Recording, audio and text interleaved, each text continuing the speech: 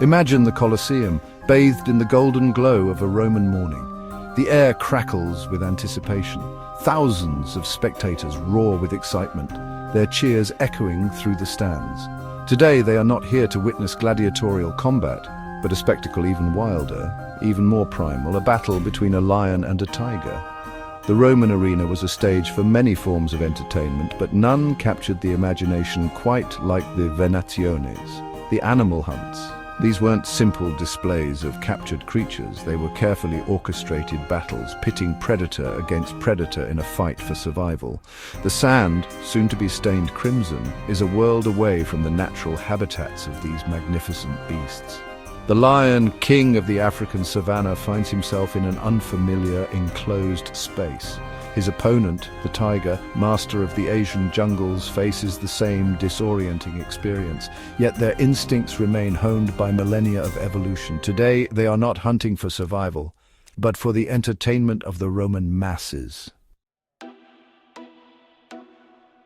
The Romans' fascination with animal fights stemmed from a complex tapestry of cultural, religious, and political motivations. These events were seen as a display of Roman power and dominance over the natural world. Exotic animals captured from the furthest reaches of the empire were paraded through the streets before meeting their end in the arena. These spectacles served a political purpose as well. Emperors, eager to curry favor with the masses, would stage elaborate venationes showcasing their wealth and generosity.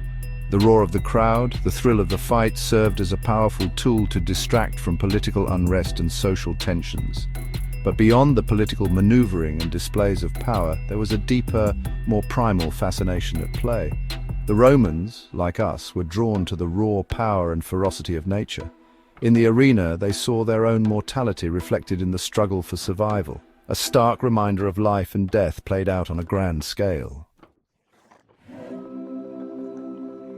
The lion, with its flowing mane and thunderous roar, embodies majesty and power. A social cat, it lives in prides on the African savanna, where teamwork and cooperation are key to bringing down prey. Lions are ambush predators, relying on short bursts of speed to chase down zebras, wildebeest, and other grazers.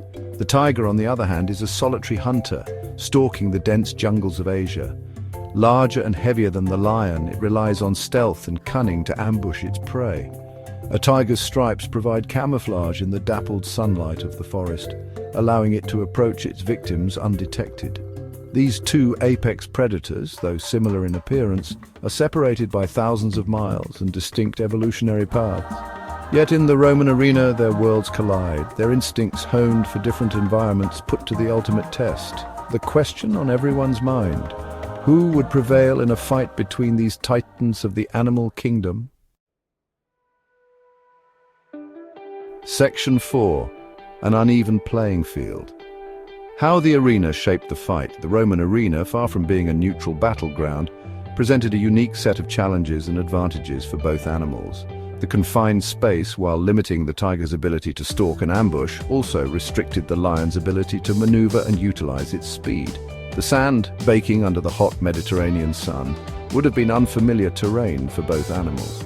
The lack of cover deprived the tiger of its camouflage, while the unfamiliar footing could have hindered the lion's charges. Furthermore, the roar of the crowd, the smell of blood, and the unfamiliar surroundings would have undoubtedly disoriented both predators, adding an element of unpredictability to the fight. In this alien environment, survival depended not only on brute strength, but also on adaptability and the ability to cope with the unfamiliar. Section 5. Clash of Titans, comparing feline fighting styles. In a head-to-head confrontation, the lion and the tiger bring different strengths to the arena. The lion, with its powerful forelimbs and sharp claws, is a formidable grappler. Its fighting style relies on teamwork and taking down prey larger than itself. The tiger, on the other hand, is a more solitary hunter, relying on its powerful bite and superior weight to overpower its prey. Its fighting style is characterized by swift, decisive attacks, aiming for the neck or throat to deliver a killing blow. However, in the confined space of the arena, the tiger's agility and powerful bite might have given it an edge.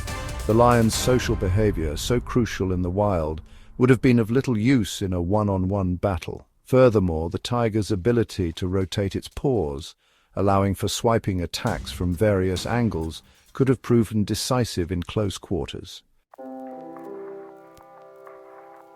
Section 6. History's verdict: evidence from ancient accounts and modern science. While definitive accounts of lion versus tiger battles in Roman arenas are scarce, historical records and modern analysis offer intriguing clues. Roman chroniclers, though often prone to exaggeration, documented several instances of these encounters.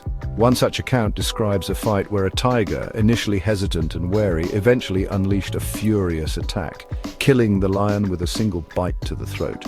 Other accounts, however, mention lions emerging victorious, highlighting the unpredictable nature of these confrontations.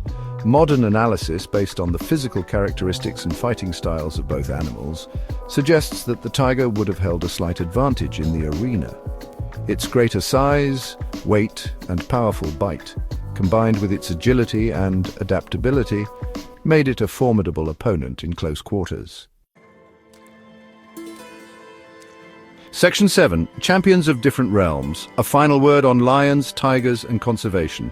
The question of who would win in a fight between a lion and a tiger, though fascinating, ultimately distracts from a more pressing issue: the plight of these magnificent creatures in the wild. Both lions and tigers are endangered, their populations dwindling due to habitat loss, poaching, and human-wildlife conflict. The Roman arena, once a stage for their brutal exploitation, serves as a stark reminder of our responsibility to protect these animals.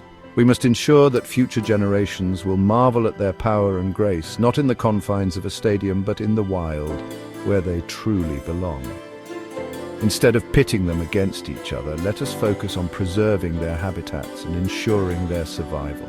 For in the grand tapestry of life, both the lion and the tiger are champions, each ruling their own ecological niche, their existence vital to the health of our planet.